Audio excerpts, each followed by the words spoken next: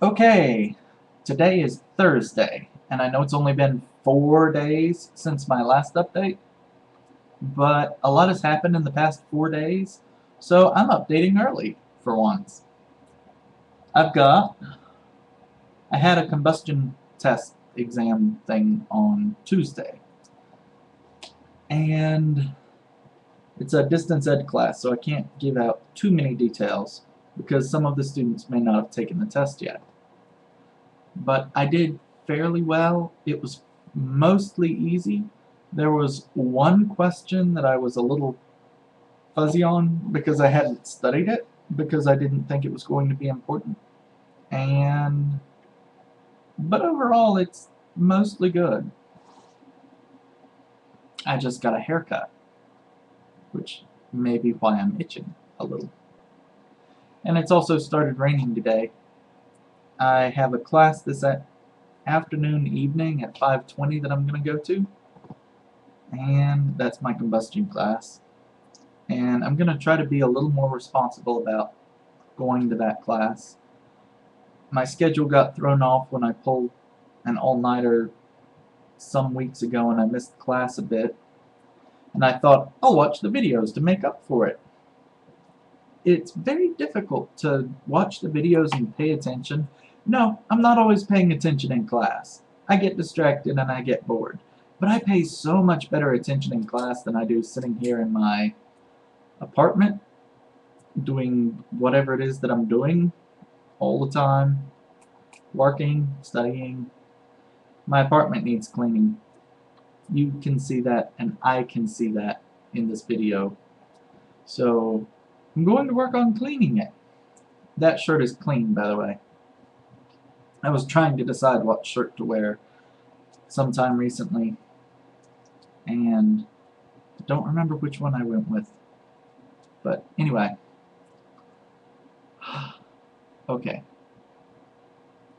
What else have I been doing? Had combustion. My optimization class, I have just about decided I'm not doing the big project with the solar still for that class. A big part of that is because I think I'll be able to do it for a class next semester, assuming I'm still here. And I don't want to overburden myself because I have a bunch of big projects to do in the near future.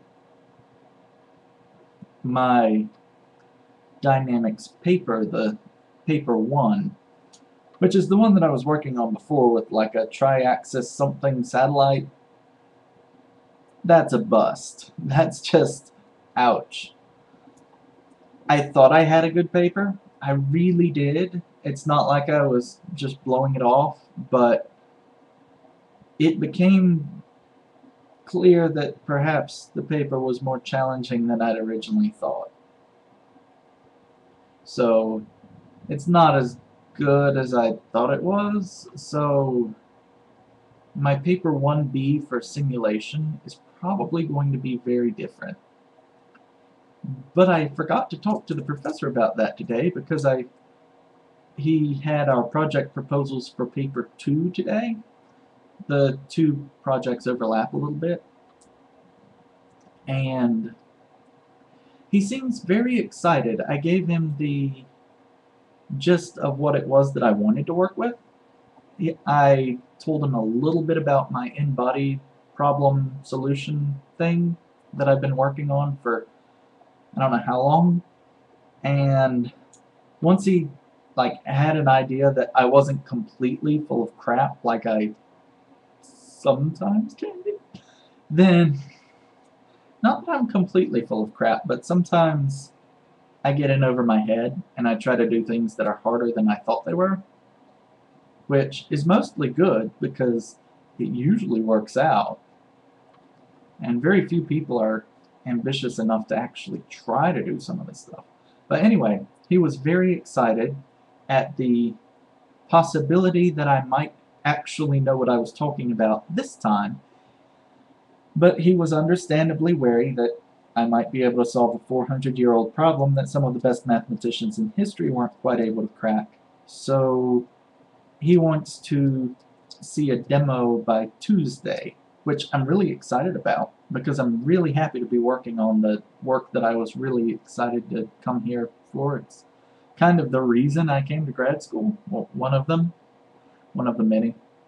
So I'm very happy to finally be working on it. It's just a really tight timetable to try to fit stuff into, and I'm not 100% confident I know what he wants to see. So I'm going to tonight try to put together two things like I think he wants to see, and I might drop by his office tomorrow and say, hey, was this what you wanted to see? Because the worst thing he'll tell me is, well, the worst thing that could happen is I won't actually get them done, but I'll work on them a little bit. The second worst thing that could happen is that he'll tell me that wasn't what he wanted to see. And one of the things he suggested doing was setting up a simulation in MATLAB. But one of the problems with the in-body problem is that it's people have heard of the butterfly effect, and the in-body problem in detail suffers from a similar problem where it's very sensitive to initial conditions. I was actually reading about that just recently. And so a simulation would be nice, but it's not completely clear that that would be good, and I'm not completely sure that the people who are saying that it's chaotic, it seems like it would be, in the same way that a double pendulum or a meteorological system is, but I'm going to do my best with it, because we have equations that can describe stuff. They're just only good for so long. For long periods of time they're a little iffy. But anyway, solving the problem would be an improvement, since currently what you do is you calculate like the distance that all the planets would move in a day, and then go to the next day and do it again and again. And so if you want to know where your space probe is going to be in relation to Jupiter in 6 months, you have to do that for everything that matters between here and there. For every day of the whole trip. And 6 months would actually be kind of a short trip to Jupiter, but anyway, none of that matters. Long story short, I'm finally getting to work on my work, but I've got to actually put it together in a way that the professor wants to see in a short period of time. So I'm excited, but I'm also nervous, because that's how it works. Let's see. I have a pen! Pen, pen, pen, pen, pen, pen, pen! I like to fidget. What else has been going on? Oh yeah, I also talked to Dr. Mazzoleni about the education program here. He's not my advisor, but he gives me advice. I have a couple guys who do that. And he was saying that it might not actually be that NC State is a good fit for me right now, because the professor I was most interested in working with retired, and his retirement meant that most of the classes I wanted to take disappeared, and they're not really available via distance ed. They're what I want to take, but they're not available. Certainly not right now. So I'm just trying to find something to do with my time that isn't a total waste. For next semester, there's a class at the University of Maryland that I think I can take distance ed if I talk to Dr. Silverberg and iron out all the details. There's another class that Dr. Ferguson is teaching that I think will also be useful. It's something about engineering and market compatibility, and it sounds kind of like a merger between engineering and business, but I'm really stretching right now, and that's something that sounds kind of good. So I'm planning to take that. I've got to sign up for seminar, although that doesn't meet every week. And I don't know. But I've been thinking about transferring recently, which is more optimistic than dropping out, because I don't really want to drop out. It's just that I don't feel like I'm getting what I want here. But I've had a number of people suggest transfer, and since I am an American citizen, that's not the enormous ordeal that it could be. Oh, that's kind of like saying it's only a toe getting amputated. It's not your whole foot. Ouch. Still sucks. But I'm very excited. I have a lot going on, and I've got to work on that problem. He said he wanted me to try modeling 3 bodies. Because he said, if you can do 3 bodies, then perhaps you could do more. But honestly, 3 bodies is kind of the limit of current techniques. So I'm working on 2 problems to try to demonstrate that what I'm doing works.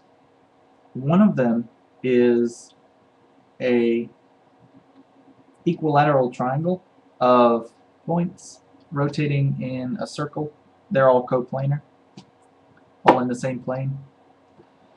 And I'm planning to show that if you calculate their rotation using both traditional mechanics and traditional celestial mechanics and the other stuff that I'm working with, then it all works and you get the same answer. The other problem I want to do is there's something called the restricted 3-body problem, where you take 2 massive bodies, for example the Sun and Jupiter, and then you show that a body of negligible mass, meaning almost 0, so small you can ignore it, will then have certain patterns. Anyway, you can model the motion of those 3, and what I want to do is show that what I want to do with that is work on it and show that if you reduce the mass of the 3rd body to 0, then they are the same when you apply the stuff I've been working on. So, assuming that all works out right, and that I've not screwed something up along the way, that's what I'm going to be doing this weekend. I'm going to be working on the coplanar problem, which I've already started, but I was not making much progress with, so I went to lunch because I realized it was 1 and I ate at 8 this morning, and anyway, I've been out for a while. And then I'm also going to work on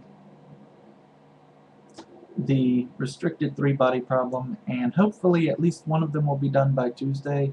Probably both of them will, and we'll just see how this goes, because I really have no idea what's going to happen with it. The professor mentioned possibly having a MATLAB simulation, but the fact that the 2 give different answers at different times does not mean that mine is wrong, because like I said, it's a chaotic system. So if you have tiny errors in the numerical steps, which you will, because that's how numerical methods work, then you can end up with a completely different answer as a result.